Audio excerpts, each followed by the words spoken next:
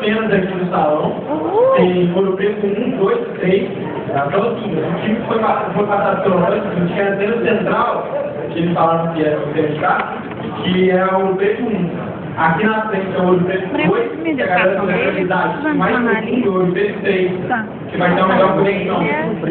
Um pouco para vocês, cada um seguir isso para poder ajudar a conexão tudo. Obrigada.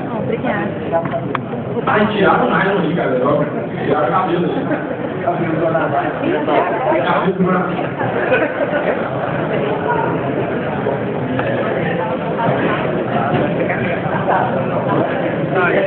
E aí? Tá rolando muita coisa boa.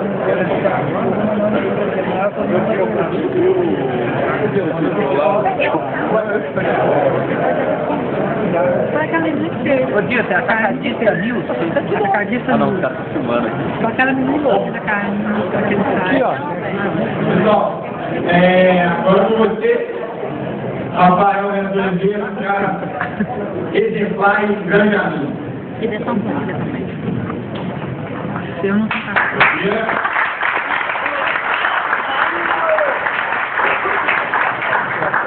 Agradeço pela Ricotinha, que acabou de me salvar, e eu sou passador de slide aqui.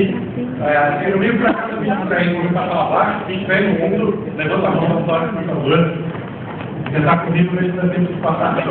A ideia hoje é falar de planejamento de conteúdo, começar no primeiro momento a falar 5 minutinhos sobre Panda, mas vai ter bastante gente falando sobre Panda hoje. A ideia é ficar discutindo zoológico, tem uma vaga de pessoas que a gente pode tirar, se a gente começar a falar de ursinho, quanto bem. Eu recebi esse material primeiro no Twitter, achei bem legal, e me lembrou bastante que a maioria dos clientes acaba fazendo. Eu plantei no site WordPress, eu contratei o Bitburn para fazer review de 50 mil e-mails, eu contratei o ferramenta X, o ferramenta Y, é uma puta isso. Que conteúdo você vai colocar lá? Esse conteúdo. Geralmente, o orçamento de um projeto web é gerenciado desse jeito, né? É uma puta grana no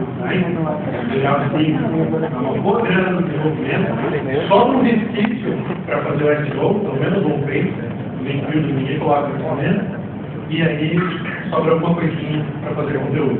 Em geral, o suficiente para pagar muita viagem, você controlar o site web. O projeto web tem, hoje em dia, muita coisa boa, né? Tem o Drive, tem casa de informação, tem programador. Tem cliente que atrapalha bastante o projeto, uma prova, vou mostrar para os sócios, essa semana eu estou viajando, semana que vem a gente fala. Muda só essa coisinha, vai fazendo, depois a gente mexe, e quando dá sorte, tem um redator. A gente tem muita sorte, o redator faz ideia do Google, e ele faz uma ideia de como esse jogo funciona. Tem que colocar a palavra-chave aqui, né? Então, o conteúdo é sempre um problema para a gente gerenciar. E aí, muita gente acaba reproduzindo conteúdo de outros lugares, acaba puxando conteúdo de fonte de origem duvidosa, acaba reaproveitando conteúdo de terceiros e depois passa vergonha, porque o conteúdo não rende, o tráfego não chega e acaba chegando em situações desse tipo. E aí o Google resolve fazer uma grande mudança estratégica, isso tem muito a ver com a volta do Larry como CEO e como dirigente geral do Google. Dá para reparar o número de inovações, o número de ações que o Google tomou esse ano, depois que o Larry assumiu como CEO. Ele foi o cara que lá atrás concebeu o Web, programou a primeira versão do Google, e agora vou dar aqui que esse brinquedo é meu, o presidente volta, o cara operacional, ele está fazendo contrato, negociação, gestão dos negócios, mas quem manda essa porra sou eu.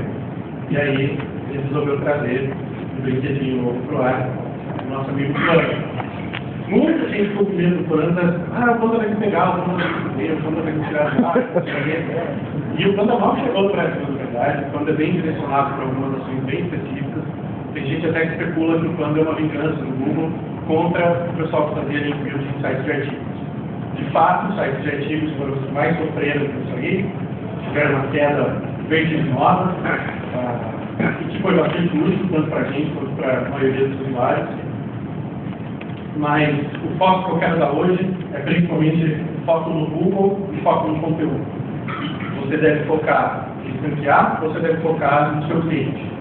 Uma das coisas que é bastante importante é entender para quem que a gente está escrevendo. Então, esse primeiro momento de reflexão sobre o conteúdo é exatamente isso. com quem que a gente quer falar, que conteúdo que a gente quer aproveitar e como que a gente quer trazer esse cara para o site.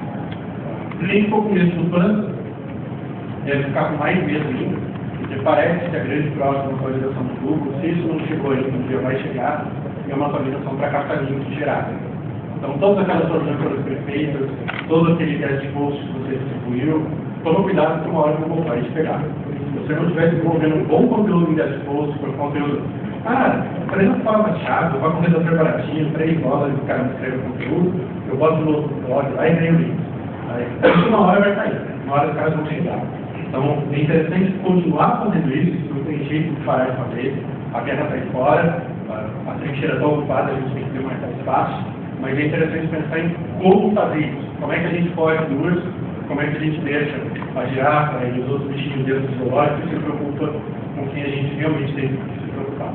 E tem duas estratégias. Você pode virar para o plano e falar, eu não estou nem aí para você, vai gastar sua vida, ninguém enche o saco, ou você pode trabalhar no desenvolvimento do seu conteúdo. Então, agora, nesse segundo momento, a ideia é muito mais pensar sobre conteúdo, pensar em metodologias, em formatos, em como discutir, como pensar no que escrever, do que necessariamente trazer uma receita de bolo. Então, tem várias interpretações da apresentação. A ideia é usar isso como fomento, como metodologia para em reuniões com clientes, reuniões com equipe, em reuniões com fornecedores de conteúdo especializados, com freelas, seja lá com quem for, conseguir desenvolver bom conteúdo.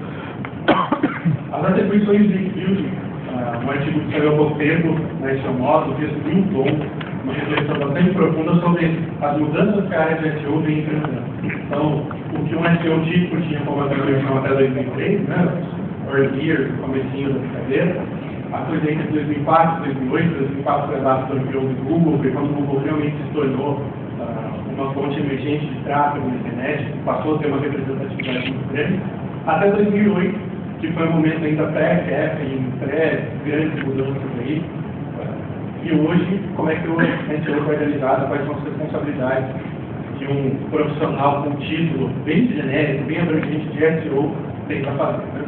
Tem desde o cara escrevendo o LinkedIn, você fazendo parte de ter família do Fábio, fazer uma gráfica, um 301, mudar um sitezinho, até gerenciar e outras coisas em termos de imputação, se coordenar com a equipe de conteúdo, com a equipe de mídias sociais, se coordenar com o cliente, fazer um povo do cliente aprovar as coisas em prazo, cada vez que você planejar, organizar e colocar isso no programa e desenvolver um desse ponto. E uma das atribuições de SEO é uma coisa que cresceu muito, principalmente no mercado americano nos últimos 2 anos. Isso vai chegar com muita força aqui, já está chegando, que é a estratégia de conteúdo. Content Strategy é hoje uma das principais atribuições do bom profissional de SEO. O cara que quer crescer na carreira, quer ir um pouco mais, ou como o primeiro gosta de falar, não usa mais na carreira, que é ir além de ficar só na parte técnica, que é ir para a parte estratégica, que é gerenciar, que é ter responsabilidade, que é se desenvolver profissionalmente. E quando você consegue fazer tudo isso aí, você aumenta o chefe, né? Tem coisa para cacete. Ele não dá para fazer tudo sozinho. Se você tem um site, coisas, você tem uma rede para ajudar, é mais complicado. E se você cuida disso para cliente, é mais complicado ainda. Só para entender uma coisa para poder direcionar. Quem aqui trabalha com sites próprios? Um site de residência, um blog próprio, um portal, trabalha com SEO para si mesmo.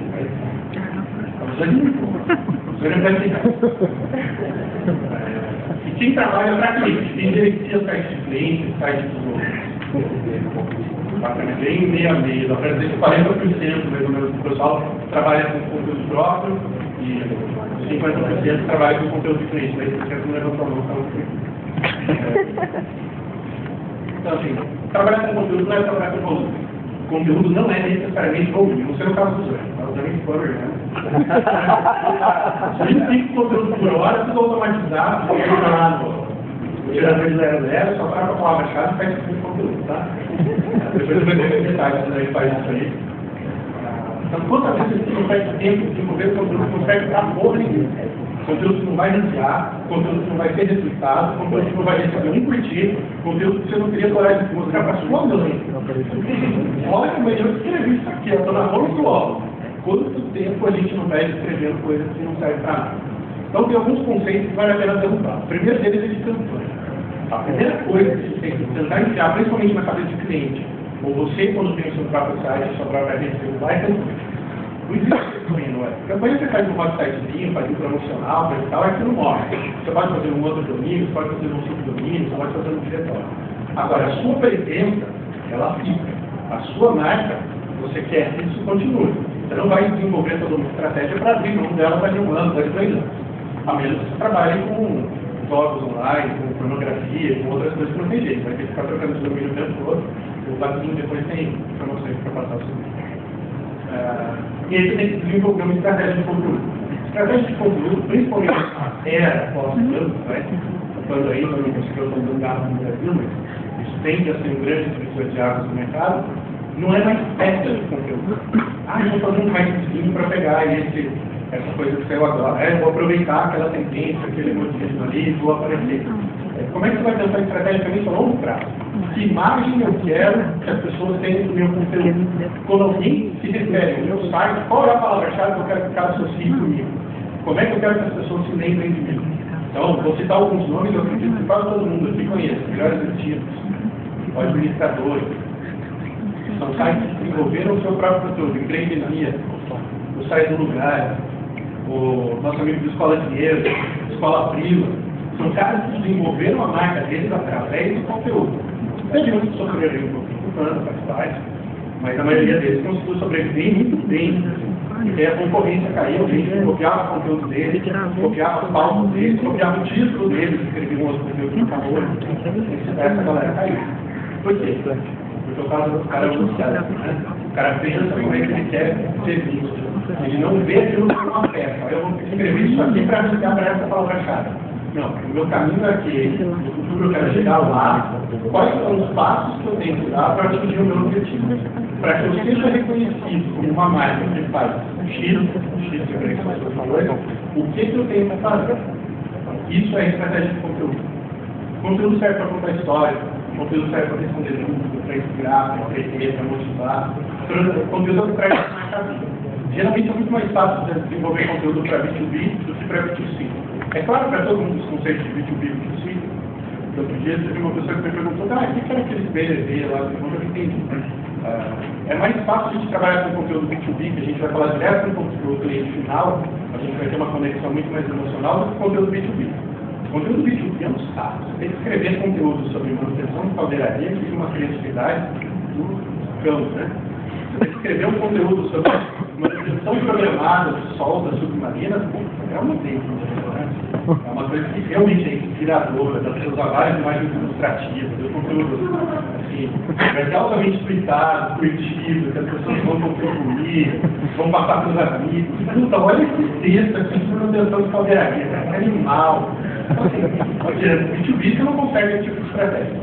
B2B, geralmente, em mídias sociais, a sua grande chance é de um feio. Geralmente você vai fazer o que a nossa amiga Gol fez com o Guanabara. Vai colocar um robôzinho para responder e você não está realmente preocupado com o que o cara está fazendo. Isso porque, no caso dele, ainda é B2C, né? Eles não estão mais preocupados com isso. Para que serve o conteúdo? Todo mundo fica olhando para trás. Mas e a conversão? E a fidelização? E a marca que eu estou construindo para esse cara? Esse cara gosta e volta para o meu conteúdo. Como é que eu meço se esse cara volta para mim? Ele passa a me seguir no Twitter e ele clica naquilo que eu estou distribuindo para ele. Ele retweeta para que outras pessoas do mesmo círculo social, pessoas que têm interesses similares, também se interessem. Se o cara retweetou, das duas uma, ou ele está demonstrando que ele gostou do seu conteúdo, ou principalmente ele está dizendo para todos os amigos, todas as pessoas que o seguem, olha, eu vi essa porra aqui, eu vou pra caralho, então eu usei também. Então, você quer que o cara faça isso para você, você tem que pensar em como é que esse cara quer ser assistido. Quem tem esse cara? Então, escolher a sua estratégia. Isso é valiosíssimo. É óbvio que a gente tem que se preocupar com o que dá mais volume, o que dá mais GTL, onde tem mais concorrência, que conteúdo converte mais. Isso é básico. Isso a gente vai usar como suporte da estratégia. Agora, se o desenvolvimento disso não for bom, não vai adiantar muito. Então, a primeira pergunta que a gente tem que fazer para o cliente: qual que é a meta do seu negócio? Quais são as metas dos seus clientes quando eles chegam no seu site? Muitas vezes o nosso cliente não sabe disso. Ou a gente, quando está desenvolvendo o nosso próprio site, não sabe disso. Se você está fazendo um site para monetizar mais tempo, você faz uma meta, cara, clica em anúncio. Você não quer conversão, você não quer nada, você quer que o cara clique em anúncio. professor ele vai falar mais detalhes sobre isso. Basicamente, esse é o seu drive, essa é a sua conversão. Agora, se você consegue ter um conteúdo bom que fideliza, que esse cara volta para o seu site, a chance desse cara contextualizar e clicar em anúncio, ao longo do tempo, é maior. Em vez de ele te dar um clique como paraquedista, que um dia caiu no seu site via Google, nunca mais voltou, não reteve a sua marca, se esse cara te segue, se esse cara te recomenda, se esse cara volta para ler seu conteúdo, a chance de que você o atinja com um anúncio bom, que ele gere mais cliques, é maior ainda. Então, além de produzir mais conteúdo, por que não procurar novos nichos? Então, o que o feedback do usuário é para a gente? Onde é que o usuário resulta mais? Que tipo de conteúdo que a gente publica que faz com que a audiência que recebe via burner, que recebe via e-mail, clique mais? Você está mentindo esse tipo de coisa? Cada vez que você manda um tweet, você está colocando via vídeo, via analytics, via qualquer outro editor, você está olhando ali se isso está gerando uma taxa de clique boa ou não, se esse conteúdo está gerando impacto ou não, qual conteúdo seu tem bom desempenho e qual conteúdo tem mau desempenho. Se você não mede isso, você não sabe sobre o que escrever mais. Você não sabe por onde desenvolver mais daquilo que dá certo. Você não mede, você não sabe aquilo que realmente dá certo. Então, como é que a gente trabalha os tipos de conteúdo? Aqui tem uma série de perguntas, eu só reciclar aqui umas 20 perguntas, que serve muito para desenvolver conteúdo com o cliente e serve para desenvolver conteúdo internamente com a equipe. Então, para a gente começar, estratégia, o que a gente vai atingir? Em quais canais? Onde está esse público-alvo nosso? Primeiro, o que é esse público-alvo? Uma das coisas que eu tenho como missão hoje aqui, a gente acabar com a palavra usuário. Mais pra frente eu vou falar sobre isso. Qual é a mensagem? O que a gente quer que ele venha depois que ele visitou o nosso conteúdo há uma semana? Eu entrei naquele site lá de viagem. Ele relacionou a sua marca com marca. Se ele tiver que voltar no site de viagem, existe uma chance maior de que ele acesse a sua guia direta, ou de que ele clique num resultado seu se você estiver registrado na série. Qual a visão que eu quero que esse cara tenha? Onde eu quero chegar com esse cara? Uma vez que eu tenho definido isso, qual que é o volume de busca? O que o pessoal mais busca nesse nicho, nesse segmento de mercado? O que os usuários estão atrás? Que tipo de conteúdo que eu tenho que entregar para eles e que tem uma grande demanda no mercado? O volume de busca serve exatamente para isso, para a gente determinar demanda. Quais são as coisas populares? Como é que o cara digita isso? Como é que o cara seleciona o conteúdo dele? Quais delas geram mais tráfego? Às vezes você está mal posicionado, você está ali em quarta, em sexta posição na primeira série. Mas isso converte mais do que uma outra que você está em segundo. Porque o título é melhor, porque o título é mais chamativo. Então, o que gera mais tráfego para você? O público que já te conhece, qual o conteúdo que interessa mais? O que converte mais? Quando eu lanço um conteúdo sobre viagem de avião, eu tenho uma conversão maior. Quando eu lanço um conteúdo sobre viagem de navio, viagem de trem, eu tenho uma conversão menor. O meu público está mais interessado nisso ou naquilo. Você interage, você pergunta para o público via Twitchbook, via uma pesquisa no seu site, o que esse cara está querendo. Como que você se diferencia da concorrente? Uma coisa que é extremamente importante para o meu concorrente, os 50% aqui que a gente deve passar por esse vezes por semana, o meu concorrente está na minha frente. O meu conteúdo, o meu concorrente não sou o seu primeiro. O meu concorrente fez, eu não fiz. Mas por que você quer fazer? O que você quer atingir com esse cara? É aquela história, o cara corre olhando para o lado, não para frente. Ele não sabe onde ele quer chegar. Ele só sabe acompanhar o mercado. O cara não consegue inovar. E aí vem a fase da criação, que é a fase mais importante. Né? Como é que a gente prioriza? Que conteúdo que eu vou fazer primeiro? Mas para frente detalhar um pouco mais disso. Eu fiz o cronograma de produção, quando que cada coisa entra no ar? Onde tem funcionalidades no mercado? Quando que tem abertura para lançar um conteúdo X, um conteúdo Y? Esse dia teve um cliente nosso da área hoteleira que pediu um planejamento para o feriado de 15 de novembro, que já vai começar a campanha agora, para Natal e Réveillon no céu, e para férias de janeiro. O cara está se planejando agora, setembro, para fazer isso. É uma hora séria. O cara não vai esperar passar os 12 de outubro, passar o dia das 12 de outubro para pensar no feriado de 20 de novembro. Já vai mandar agora, ele convidando os usuários dele. Escuta, o que você vai fazer no 15 de novembro? Está pensando em mandar? Vem para cá, a gente tem um pacote com desconto para você. Você tem algum amigo que quer viajar? Tem um casal que tem filhos novos também? Quer viajar com eles? A gente faz um pacote especial para vocês. Está pensando nisso agora. Isso é planejamento, isso é planejamento de conteúdo. Frequência reservando sua personalidade. Em qual frequência eu publico? Se eu publicar 4 posts por dia, eu vou estressar a minha audiência ou vou fidelizar? A minha audiência tem tempo de ler 4 posts por dia ou ela consegue ler uma semana? 2, 3. qual é a demanda que esse cara tem e qual é o feedback que você tem se você aumenta a frequência, se você diminui a taxa de frequência. Qual que é a relevância que esse teu conteúdo tem? E aí testar essa ideia. Muitas vezes a ideia funciona, algumas vezes não. Publicar e divulgar. Isso aí eu basta, a gente vai ter bastante gente falando sobre isso, então eu vou passar reto. O que funcionou bem? Então, refletir sobre o que você fez. Medir, aprender e utilizar. Esse outro tem muito a ver com reutilizar conteúdo, reaproveitar conteúdo, retweetar um conteúdo antigo para trazer ele à vida de novo, tirar um link de um post que está na home para um conteúdo antigo que foi bem visto naquela mesma segmento de palavra-chave, naquela mesma categoria. Um post que recebeu muito comentário no evento, você cita de novo como o evento vai acontecer, é o live. O primeiro live aí no fora, que foi um evento família, foi um evento super gostoso, estava quente pra cacete, foi muito bacana. O segundo live 2.0, foi uma grade excelente, puta conteúdo. Você vai falar do AI 3, você cita o conteúdo antigo, você resgata os conteúdos que você teve, você ajuda a transmitir relevância do antigo para o novo. Você botou um link no conteúdo antigo, dizendo, olha, vai ter o AI 3.0 agora. Dá para melhorar ainda mais? Tem tema relacionado, pertinente, claro. Tem alguma coisa que está acontecendo no segmento, tem alguma coisa que está acontecendo no mercado que dá para explorar com esse conteúdo online, o conteúdo que a gente já tem dentro do teatro. Eu consigo desdobrar, aí eu tenho que ter muito mais técnico. Se eu fizer um segundo conteúdo relacionado ao talento CP, eu consigo pegar duas posições do CEP, que tem segundo e terceiro. Se eu aumentar meu CPR nessas duas posições, eu consigo ficar em primeiro, nem que seja com resultado só. Se você não mede, não reutiliza, você não consegue ter o resultado. O que gerou grande, o que gerou passado. De repente, você vai ter um CPR de 10% em um, CPR de 18% no outro. E o CPR de 18% tem menos volume, mas no fim das contas, os 18% são mais difíceis para você. E aí sim você vai para o update. Depois que você passou por tudo isso, você vai começar a divulgar isso para fora. Então, uma estratégia que a gente usa para selecionar quais conteúdos, principalmente os clientes que trabalham com produtos, por onde você começa a utilizar o conteúdo dele. Se o cara tiver um volume de 10 itens, de 15 itens, é uma coisa. Se o cara tiver um volume de 30 itens, de 1000 itens, é bem diferente. Ele tem algum produto que ele tem exclusividade que só ele tem. Ah, mas o cara vende flores. Tudo bem, tem um arranjo que só ele tem. Tem uma espécie de flor ou uma variedade específica que ele consegue entregar melhor para a concorrência, mais bonita, que ele tem um fornecedor mais fiel. Você vai trabalhar com esse produto é exclusivo. Esse produto só esse cara tem. Se algum amigo for recomendar, vai recomendar o do seu cliente, que a concorrência não tem. Aí você isola a concorrência e afasta. Que produto que esse cara tem mais de um? De repente o ticket é menor. Ele não vai vender aquele produto por 100 reais, ele vai vender por 60. Só que ele tem uma margem de lucro maior. Ele vai lucrar 50%, o produto sempre lucra 25%. Quais produtos e serviços esse cara tem maior volume de venda? O que ele já vende? O que vende no online vai vender no online. É padrão. O que o cliente está buscando no mundo real, ele vai buscar no mundo virtual.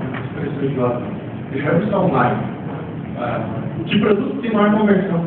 Os produtos que estão bem anunciados, top 3, o que converte mais? Onde é que eu invisto mais tempo? Onde é que eu invisto mais em geração de conteúdo exclusivo para que aquele cara ganhe mais ainda? Ele já está em segundo lugar, ele está numa posição boa no nicho concorrido. Beleza, gera conteúdo exclusivo, garante que ele vai continuar no segundo lugar, pelo menos. Você não vai, talvez você não consiga subir, mas você consegue reter. Se é mercado concorrido, você sempre tem que estar mexendo nesse competidor. E depois, aí você vai olhar para o cliente de fora. O que tem volume de busca no mercado? Bate no mercado com o que o cliente tem. O cliente é conhecido dentro de um segmento por algum nicho específico. Aí, depois você vai olhar para o resto. Né? Como é que você orienta a produção disso? A hora que você vai colocar no cronograma. Primeiro, você faz o que tem mais volume de busca, é menos complexo para fazer. Se dá para desenvolver envolvendo menos gente, menos custo, menos tempo. Depois você vai pegar algo que tem menor volume de busca, mas ainda assim não é um conteúdo muito complexo. Você não precisa de um cameraman, de um editor, você não precisa de um fotógrafo, você não precisa se deslocar para fazer uma entrevista, para obter uma informação. Depois você vai fazer aquilo que gera um volume, mas é mais complexo de produzir. Um depoimento em vídeo, a cobertura de um evento, isso envolve gente, isso envolve planejamento, isso envolve estratégia, é mais complexo. E por último, que é difícil de fazer, gera pouco volume. Não sei se você não vai fazer. Sempre vai ser presidente depois que eu fazer filme. E aí, o que é rápido e o que é demorado. Você pode colocar uma terceira variável, uma terceira dimensão nesse gráfico, o que é rápido de produzir e é menos complexo, você faz primeiro. Você já mata aquele. Agora, o que é complexo, é demorado, não gera volume de custo, pode ser muito mais chegar. A regra dos 3 porquês é sempre fundamental. O cara chega para você, eu quero fazer mais artigos, eu quero lançar um blog, eu quero uma fanpage no Facebook. Por quê? Porque meu concorrente fez. Por quê? Todo mundo vai fazer. Por quê? Porque eu quero que as pessoas reconheçam minha marca. Então peraí, você quer que a sua marca seja reconhecida. Se uma estratégia, se uma fanpage no Facebook for uma estratégia útil para isso, você faz a porra da fanpage. Agora, se é um cliente B2B, não adianta você fazer a fanpage, porque você não vai gerar reconhecimento de marca para o cara. Você está criando uma expectativa falsa, ele está alimentando uma expectativa falsa de achar que se ele fizer determinada coisa, ele vai ter um reconhecimento. Aqui está os videozinhos no YouTube, né? O YouTube tem mais busca que o Yahoo Pinto. Vamos estar lá, lá não tem de busca, tá vendo? Por quê? Porque eu vi outro dia, o concorrente, o cara tem lá. Por quê? Pergunta por que 3 vezes eles vão ficar. Você chega no cerne, na razão de por que ele quer chegar. Qual o objetivo dele ter aquilo? Se você perguntar para ele, mas qual é o seu objetivo com isso? Parece que eu comecei travou, o cara não vai saber responder. Agora, pergunta por quê? Pergunta por quê de novo. Ou podia dar por quê. Mas pergunta. Traz isso pro cara. Só que onde ele quer chegar. Ele não vai saber dizer de forma objetiva. Ele não é um profissional de comunicação, ele não é um profissional de marketing. Ele não sabe dizer isso objetivamente. A gente tem que conseguir aplicar isso meio no corte do cara. Isso aqui é outro slide, isso aqui, eu pedi para o Zani e esse próximo. O Zani, ele deu uma comida de pouco lá na Europa. Ele falou, os 2 slides mais interessantes eu passo rápido, você nem falou direito o que é. Beleza, então vamos falar mais calma disso aqui. O cara chega para você e fala, quero te dar para logística. Quero estar na primeira página de logística, eu sou operador de logística. Ele escreve um monte de conteúdo, aí ele instala lá no WordPress os seus mais links, põe o link para logística, e fica esperando entrar para logística. Tem um monte de palavra-chave. Eu estou um monte de lâmpada perfeita de logística, eu cheguei na logística. Qual conteúdo você tem? O que justifica na sua nuvem de conteúdo, na estrutura do seu e-mail, o seu site, no site que estão te linkando, o que você está falando sobre logística? Você está falando de melhor prática? Você está tirando um dos termos mais concorridos nesse segmento, é dicionário de logística. O brasileiro tem uma formação bem complicada. A maioria dos profissionais de logística, motoristas, operadores financeira, carregadores, esse cara tem dificuldade com o vocabulário. O cara que faz a gestão logística, quando a Mara acabou de contar, isso caviar na mala dele. A mala tem uma bag com código de barra, ela vai para uma esteira, ela tem que entrar num determinado carrinho que vai só para um avião. Os caras trocam o carrinho de avião, conseguem pegar a mala. Então, assim, você imagina o naipe da formação desse cara. Esse cara precisa de ajuda, ele precisa de conteúdo. Muitas vezes ele não vai buscar isso online naturalmente. Mas você coloca esse conteúdo, o RH vai achar um imprime e coloca lá para o cara. Você acaba se tornando referência para o aberto. Fazer um FAQ, distribuir cases, estudos, dados do mercado. Então você vai desenvolver vários conteúdos, você vai buscar várias coisas que são interessantes dentro do mercado para atingir aquele seu objetivo lá na frente, que é aplicar para a logística. E depois que você acertou isso está gerando tráfego, isso está te gerando conversão. Desses conteúdos todos que você desenvolveu, o que te gerou mais retorno? Tem como fazer mais disso? Eu posso melhorar meu glossário, eu posso melhorar meu FAQ? Quais são os estudos que o pessoal baixa mais? Quais são os cases que são mais acessados? Eu tenho mais cases similares. Eu conheço gente que tem cases similares. Eu posso entrevistar um especialista no segmento para falar sobre isso. Cada entrevista hoje em dia por e-mail é muito fácil de fazer. As pessoas têm disponibilidade para isso, por telefone. Você liga para o cara e grava a entrevista, depois transcreve. São conteúdos que são simples de desenvolver, que geram um baita. E aí, o efeito expressivo, né? É difícil traduzir em aula web, mas é o que acontece quando você consegue ranquear bem para uma keyword-chave do segmento. Aí, no exemplo, KVM Suite. Você acaba ranqueando, depois de primeiro para uma, para KVM Suite em terceiro, para KVM, para KVM Facilite em novo. Isso vai te ajudar a entender quais são outras palavras-chave que você não tinha considerado e que vão aparecer no seu radar de conteúdo. A hora que você loga lá no Masterclass, ele te dá aquela porrada de keywords para onde você aparece, para onde, mencionado isso aqui, você estava no oitava página de algum usuário chegou lá. Eu nunca tinha considerado essa palavra-chave. De onde está aqui? Quais são os reviews que geraram essa palavra-chave? Você tem menção espontânea, que não foi gerada, que não foi trabalhada dele em review, que não foi publicada para gerar essa demanda? De onde esse cara te conheceu? Quando você está preparado para ter uma estratégia de conteúdo, você consegue até improvisar. Não é que vai que não seja legal, vai ser muito legal. Só que a hora que você sabe onde você quer chegar, você consegue encaixar o hype dentro do seu contexto. Você consegue usar o hype para gerar tráfego enquanto ele está acontecendo, e depois você consegue reaproveitar esse conteúdo.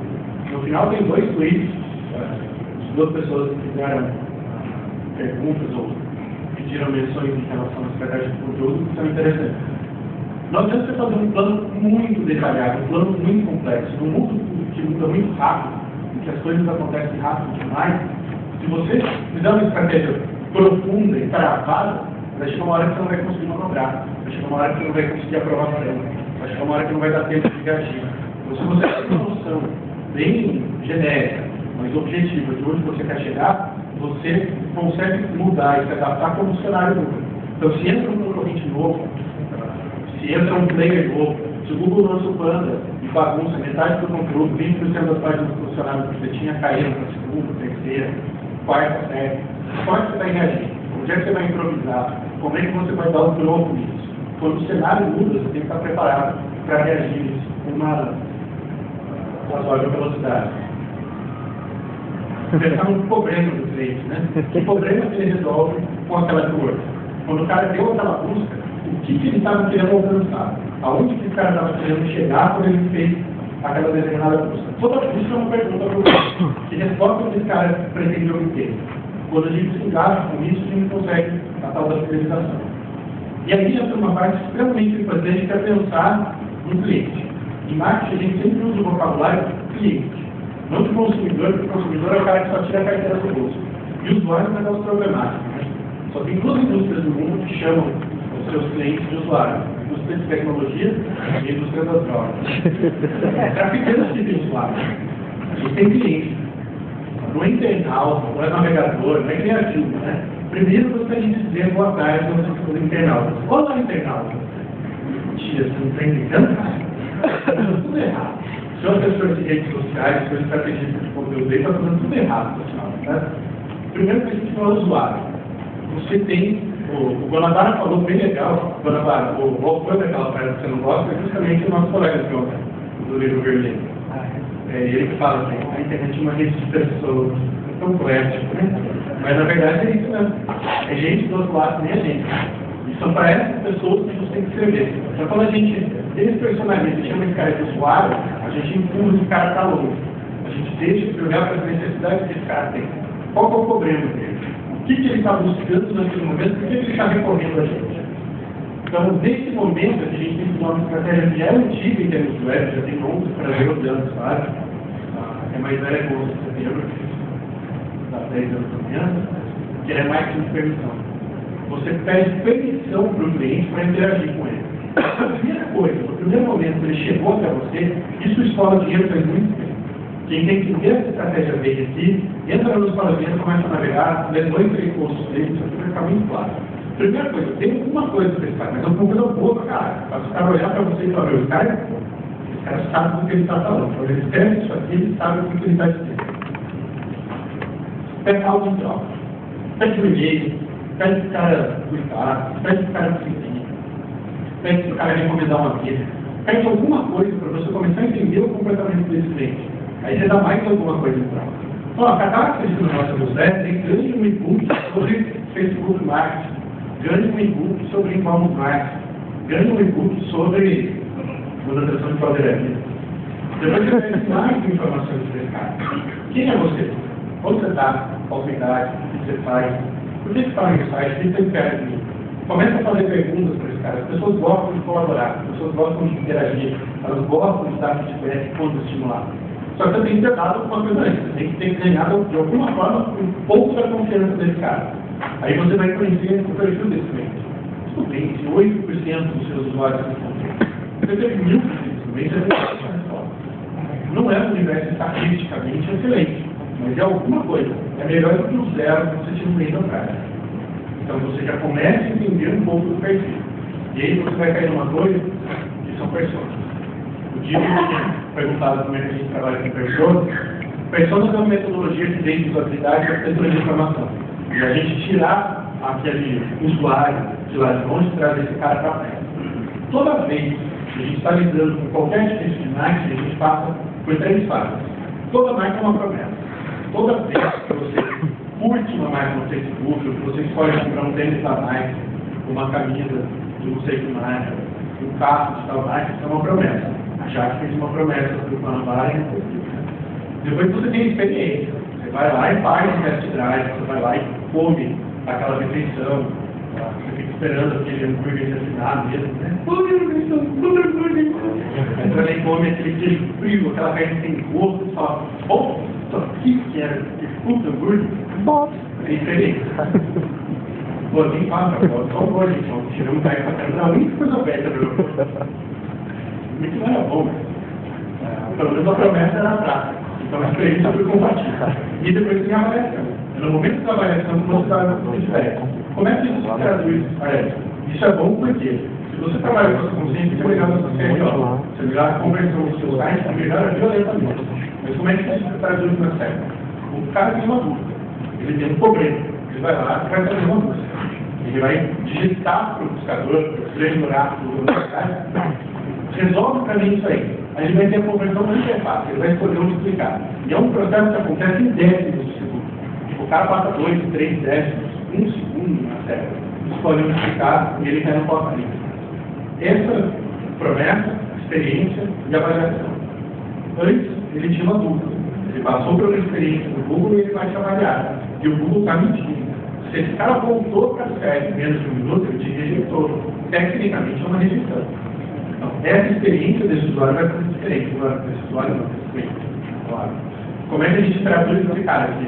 Usuário para cliente. A gente estabelece um perfil para esse cara e dá um nome. O usuário típico do meu site, depois que eu fiz as perguntas, é um cara que eu vou chamar de Vladimir, eu vou dar um nome. Qual é o usuário? O usuário clica lá, o usuário clica aqui, o usuário compra mais, o usuário compra menos. Não, Vladimir. O Vlad. Quem que é o Vlad? O Vlad tem 41 anos. O Vlad é casado, tem 2 filhos, ele é apaixonado por ele, tem a foto mesmo do trabalho dele, no celular, do provedor de tela, ele é gerente de banco, fez pós-graduação em economia, tem um nível médio de tecnologia. Ele sabe o que é mandar CC e CCO, o cara quase não sabe. Essa imagenzinha aqui não adianta nada, né? Dá uma cara para esse cara. Põe uma foto. Aí você olha e fala, o Vlad, tá? O Vlad está fazendo uma pesquisa sobre investimento em ações. Como é que eu vou escrever? Eu vou escrever para o usuário? Não, o usuário que entra no nosso site está querendo investir em ações. Não, o Vladimir, que faz 2 filhos, o cara está pensando no futuro dos filhos. Ele quer pagar a faculdade dele. O gerente de banco, conhece investimento. Ele sabe que investir no banco não dá conta de investir dinheiro, investir em ações. Então, o Vlad, que é pós-graduado em economia, vai entrar no meu site. Vou escrever para ele. Eu sei quem é esse cara. Só que não faz uma pessoa só. Tenta criar pelo menos 3 pessoas. Qualquer outra pessoa que visita o seu site. Imagina um outro perfil. 40 anos de luta, infelizmente casado, comigo. A mãe de uma filha de filho, metade adotada. Mas ela também tem investir em ações. Eu não tinha lido ali, não. A hora que você vai escrever, você vai pensar, eu vou escrever para o Vladimir. O Vladimir é um cara legal, tem a foto dos filhos e coisa e tal, mas ele é homem, ele é mais ousado em investimentos, ele trabalha em banco, conhece as regras. A Argentina é mais conservadora, ela tem mais filhos, ela também tem muito mais dinheiro que ele para investir, né? Ela já foi a Tom Brady, já foi embaixadora da ONU, já foi o mundo inteiro. Ela é um pouco menos ousada no investimento dela, porque ela tem que ter um retorno seguro, ela não está disposta a arriscar. Então, percebe como aquela filosofia do usuário que estava lá longe, vira uma pessoa que você praticamente conhece. E aí, no momento que você está fazendo uma reunião estratégica, você está pensando numa curva de busca, investir na bolsa. Pô, como é que a Argentina ia pensar se ela tivesse que fazer uma busca sobre investimento? No que o Vladimir ia aplicar se ele fizesse uma busca por eu quero investir na bolsa? Então fica muito mais fácil de imaginar como é que esse usuário pensa. Isso clarifica o processo de uma forma tremenda. Você imprime isso com uma pasta e fala na parede. Bota frente com aquele dupla face, depois do site que não ter pouco, porque o tempo todo você vai estar olhando para aquele cara e você vai estar pensando no seu cliente, não no seu usuário. E você pode desenvolver uma personalidade no texto. Você pode dar emoção, você pode se conectar com esse sujeito. Você sabe quem ele é. Ele não é mais um usuário de internet. Ele é o brasileiro, é um divino, é uma história. Você vai sentir bacana para ela. Você vai precisar de um bom redator para isso. Você quer dar personalidade para o seu texto, você tem que ter um cara escrevendo muito bem. cara tem que saber sobre o que ele quer. Muitas vezes você não vai conseguir pegar um freela, você vai entender sobre o investimento na bolsa. Você vai ter que achar alguém que investe, alguém que tem feito, alguém que fez 2 anos de uma faculdade de economia, você largou, você não vai ter promoção, você vai ter que ter alguém que sabe falar daquele segmento para conseguir fazer um bom conteúdo. Ah, mas eu não quero contratar. Então, não, vamos estratégia de entrevista. Eu entrevisto os maiores especialistas do mercado em investimento em ações. Agenda desse cara, dá um presente para ele, manda um livro antes para abrir o contato, faz alguma coisa que referencia esse cara, você vai lá, grava uma entrevista e coloca de graça. O cara vai dar o tempo dele para você gerar conteúdo para você. Outra coisa que funciona muito bem, além das pessoas, colecionar exemplos. Tá, essa é uma dica que o Tom Criswell deu lá no Moscation, foi muito bacana. E ele falou, coleciona coisas que você acha interessante. Quais são bons conteúdos? O que você viu por aí? Isso vai te tornar um repertório. Você vai saber como usar estratégia de texto, como usar estratégia de vídeo, como usar uma apresentação, como usar um PDF. Você viu outras pessoas sabendo, isso forma um repertório. Isso forma uma coleção de coisas que você pode usar como referência no momento que você precisar. Outra dica básica e rápida. Todo mundo fala dos botões sociais de poucas vezes, né? Quem geralmente consegue uma taxa de clique melhor nisso aqui, você também coloca no rodapé. Mas você vai deixar de colocar lá em cima. Muitas vezes o cara vai entrar, vai ver aquele tipo de conteúdo, né? Primeiro é parar. Ah, curti, tá bom. Beleza, eu curti, tá valendo. Agora, se o cara lê o seu conteúdo até o fim, a chance desse cara compartilhar, a chance de ele botar para quem dele no LinkedIn, se esse cara for compartilhando perguntas, 500 mais lá, conversou muito cara, legal. 500 contatos. Se pelo menos 15 desses contatos dele no seu texto, são 15 caras selecionados, no network dele, que você foi o LinkedIn. A chance disso acontecer quando está lá no rodapé é um pouco maior. SWOT de conteúdo. SWOT é uma ferramenta de marketing que é Strengths, Weaknesses, Opportunities and Threats. Forças, fraquezas, ameaças e oportunidades. O seu conteúdo, ele é forte no quê? No que ele é fraco? Onde você precisa melhorar? Quais são as oportunidades que você pode abraçar e que ninguém da concorrente abraçou ainda? Dá um passo à frente. Em vez de ficar olhando do lado na maratona e saber se o cara está aqui te alcançando, olha para frente, deixa o cara para trás. Concentra a sua energia e não fala do cara de não avançou. Se tem alguma ameaça, o seu conteúdo está mal estruturado, está copiado, cita muito trecho de terceiros, quando é uma ameaça para você, faz forte de conteúdo, funciona muito bem. Principalmente se você tem volume. No site com 50 páginas, isso não vai funcionar. Agora, no site com 500, 1000 páginas, isso funciona muito bem. Você consegue descobrir realmente onde você é bom e onde você não é. Razões para crer. Aquilo que você está prometendo para o Vladimir, para a Angelina, para o seu cliente, é verdadeiro. As suas causas que alinham com os meus valores, aquilo que eu acredito, pelo que você está me dizendo, a pessoa vai perceber isso pelo tom do texto, pelo tom do vídeo, pelo tom do seu conteúdo. E aquilo que você faz, não aquilo que você diz, que vai construir a sua imagem. Eu gosto de você, e a pergunta definitiva. Tem um cara que chama Fred Heitkamp, que é o fundador da Bain & Co. Bain & Co é a maior agência de lealdade de marca no mundo. Os clientes mais fãs de lealdade de marca no mundo são clientes dessa agência. Ele escreveu um livro que chama A Pergunta Definitiva. Caso você ler, a pergunta definitiva é a última ali. Você me recomendaria esse livro? Essa é a pergunta que faz toda a diferença. Parece que você terminou de revisar o conteúdo. Você olha para aquele conteúdo do ponto de vista crítico. Você recomendaria isso para alguém? Se a resposta for sim, ou pelo menos 50% de certeza, pública. Se for não,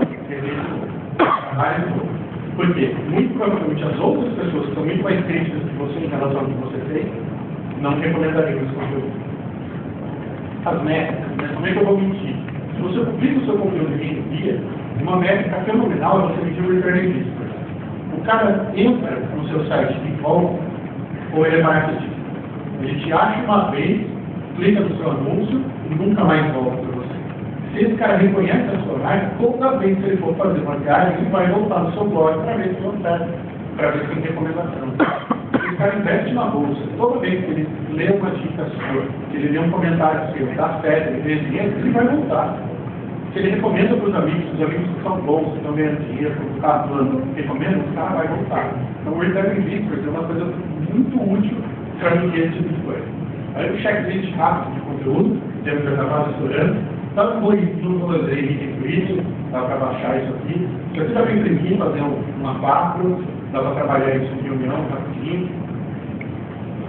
Descubra o que funciona. Analise os melhores conteúdos, por isso como é conversão. seleciona os 20% melhores. Isso é regra de Pareto. Então, geralmente, 20% do seu investimento traz 80% do retorno.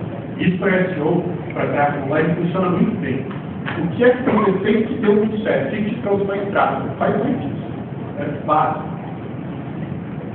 Aí, 12 perguntas, o vídeo está aí. Eu estou vendo como é que a gente desenvolve site, conteúdo para site imobiliário e autopeça. Bom, o portal imobiliário, muitas vezes, vai ter 1.000 imóveis, 20.000 imóveis. O portal imobiliário no Brasil tem 150.000 imóveis, no Brasil inteiro. Você não tem como escrever um conteúdo sobre cada apartamento, sobre cada casa, sobre cada coisa. Você vai fazer um conteúdo por cidade. Então, o cara procurou apartamentos para alugar em São Paulo, você vai escrever um texto para essa cidade, para a categoria. Claro, São Paulo é uma cidade com X mil habitantes, muito boa para morar, cara para cacete, gasta 25 pontos para almoçar, 15 reais de hora de estacionamento, é um trânsito do inferno. Mas se você ainda assim quer morar em São Paulo, fecha abaixo uma lista de 10 apartamentos. Autopeça é a mesma coisa. O cara você está listando lá, abastecedor traseiro.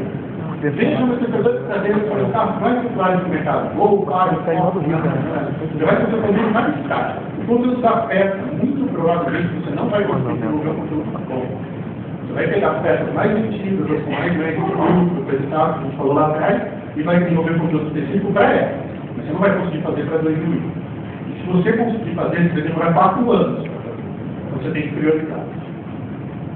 O Panjado também perguntou como é que ele utiliza a rádio. Porque utilizar a rádio é básico, estágio. Recentemente tem um colega nosso, lá de Curitiba, que pegou um hype bacana da novela sem matou a norma. Foi em primeiro lá. Deu um tráfico bacana lá da morte da norma. Beleza, todo mundo descobriu quem matou a norma, a novela acabou e agora? Ele pode reaproveitar esse conteúdo, conheça os personagens famosos que morreram em novela. Quem matou o Dash Royce? Quem matou outros personagens? A cada 2 anos a Globo faz um negócio dele. É só você fazer o histórico e você reaproveita esse conteúdo. Você não precisa jogar fora. Conteúdo do BBB. Conheça os 10 babacas de todos os BBB. Conheça os 10 mais gordos de todos os BBB. Conheça os 10 ganhadores do BBB. Saiba quais ganhadores do BBB ainda são milionários. O mais engraçado é que o Cleber Govan conseguiu triplicar a grana que ele ganhou no programa, né? O cara que abraçava a boneca de laço conseguiu triplicar os milhões. O alemão também. Assim, o conteúdo hype é legal pro hype, mas depois você pode reaproveitar uma listagem. Não é um conteúdo que mostra. E aí, as duas últimas mensagens.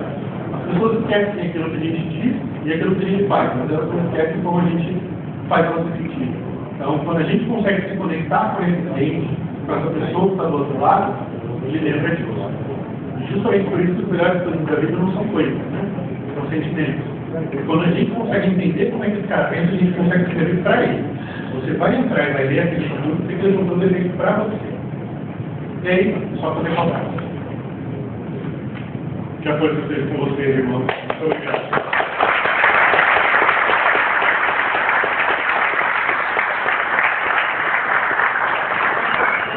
Não tem mais subir a apresentação ainda, então, enquanto o Alberto não estiver falando agora, eu vou tentar subir, mas vai estar disponível para ele.